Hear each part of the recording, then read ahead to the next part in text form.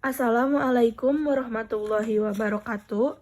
Perkenalkan, nama saya Kania Febrinia Mulyani dari semester 3 non-reguler dengan NPM 74/2012-1177 akan mereview materi hukum pidana lanjutan pada pembelajaran kedua atau pertemuan kedua hari Jumat tanggal 23 September 2022 dengan dosen Profesor Hajah Heni Nuraini SHMH dan asisten dosen Dr. Muhammad Rendi Aridayandi SHMH. Bab 2, penyertaan atau delnaming. Istilah pernyataan disebut juga turut campur dalam peristiwa pidana, turut berbuat delik, turut serta, deldeming, konflikti, dan participation. Pengaturan penyertaan secara umum buku bab 1, bab 5 KUHP pasal 55 dan 62. Secara khusus tersebar dalam buku 2 KUHP, buku 3 KUHP, dan beberapa peraturan di luar KUHP atau tindak pidana khusus. Pengertian penyertaan adalah apabila suatu tindak pidana terlihat lebih dari satu orang atau beberapa orang melibatkan diri dalam satu tindak pidana. Bentuk-bentuk penyertaan ada 5, yaitu zich die het plegen atau pleger yang melakukan, zich die het doe plegen yang menyuruh melakukan, zich die het mede plegen yang turut serta melakukan, zich die het uit locking yang membujuk atau menggerakkan, zich die het mede pleg teheid adalah yang membantu melakukan. Penggolongan penyertaan itu ada 2 menurut KUHP. Golongan pelaku bentuk 1 sampai bentuk 4 yaitu bukan pelaku tindak pidana tetapi pertanggungjawaban pidananya disamakan dengan pelaku. Dan golongan pembantu bentuk 5 yaitu diatur dalam pasal 56 dan pasal 57 KUHP. Menurut doktrin ada zelfstandige vormen van delneming, yaitu bentuk penyertaan yang berdiri sendiri, artinya pelaku bertanggung jawab sendiri-sendiri atas perbuatannya, yaitu bentuk 1 sampai dengan bentuk 3. Ada yang kedua yaitu zelfstandige vormen van delneming, yaitu bentuk penyertaan yang pertanggungjawaban pesertanya bergantung pada perbuatan yang dapat dihukum, yaitu bentuk 4 dan bentuk 5. Bentuk 1 atau plegen atau dader yaitu pelaku yang dapat melakukan tindak pidana. Dalam hal ini dapat dikategorikan sebagai pelaku tunggal atau sebagai pelaku jamak. Atas dasar itu ada 2 pandangan, yaitu pandangan pertama, pandangan yang luas atau ekstensif, yaitu pelaku ialah tiap orang yang menimbulkan akibat yang memenuhi rumusan delik pasal 55 KUHP. Dan yang kedua, pandangan yang sempit, yaitu restriktif, yaitu pelaku adalah orang yang melakukan sendiri perbuatannya sesuai dengan rumusan delik. Jadi pelaku adalah dader.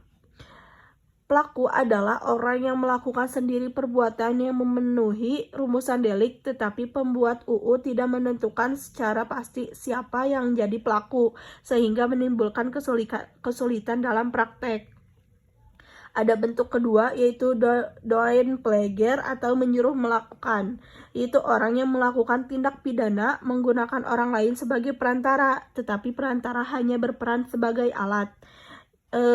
Memiliki ciri yaitu ada 2 pihak, yaitu pihak langsung, pelaku langsung atau manus ministra atau autor materialis, dan pelaku tidak langsung atau manus domina. Dalam doen plegen terdapat unsur-unsur ada 3, yaitu 1, alat yang dipakai adalah manusia. 2, alat yang dipakai harus berbuat aktif. Dan yang ketiga, alat yang dipakai tidak dapat dipertanggungjawabkan atau dimintai pertanggungjawaban. Penyebab tidak dapat dimulai pertanggungjawaban pidana terhadap orang yang disuruh ialah karena orang tersebut hanya berperan sebagai alat atau pelaku material yang didasarkan pada ada 5 itu dasarnya, yaitu 1.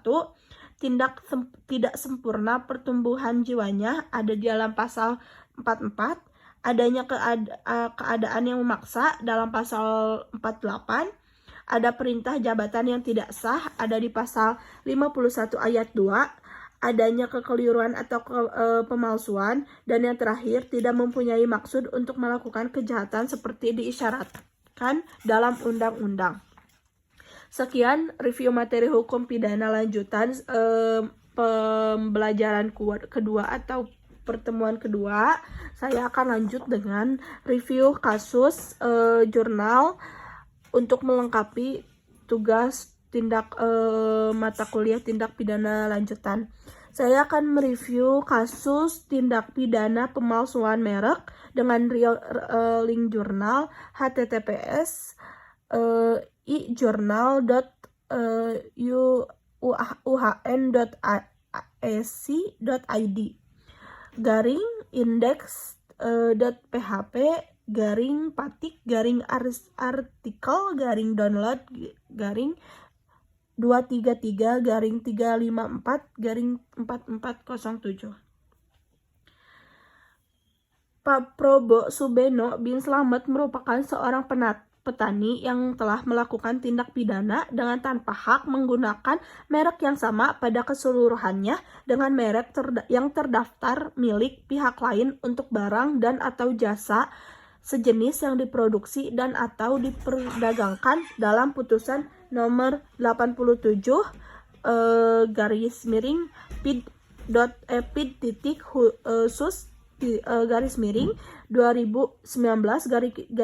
PN-PN-2019-PN-PTI. Adapun dengan cara yaitu membeli garam dari UD/MM dengan merek Abang Endut dan melakukan pengemasan ulang sebanyak 200 pak dan mengganti merek garam tersebut menjadi Enang Endut menyerupai atau meniru tanda logo yang terdapat dalam pengemasan garam merek Enang Endut asli, lalu dengan menempel dengan hologram palsu. Oleh karena tindakannya, Probo Subeno bin Slamet telah melanggar yang tertuang di dalam pasal 100 ayat 1 Undang-Undang Nomor 15 Tahun 2001 tentang merek Jo, Undang-Undang Nomor 20 Tahun 2016 tentang merek dan indikasi geografis. Oleh karena itu, Probo Subeno bin Slamet dijatuhi berupa hukum pidana penjara paling lama 5 tahun dan pidana denda paling banyak 2 miliar rupiah. Sekian review materi hukum pidana lanjutan dan jurnal hukum pidana lanjutan. Kurang dan lebihnya mohon dimaafkan. Wassalamualaikum warahmatullahi wabarakatuh.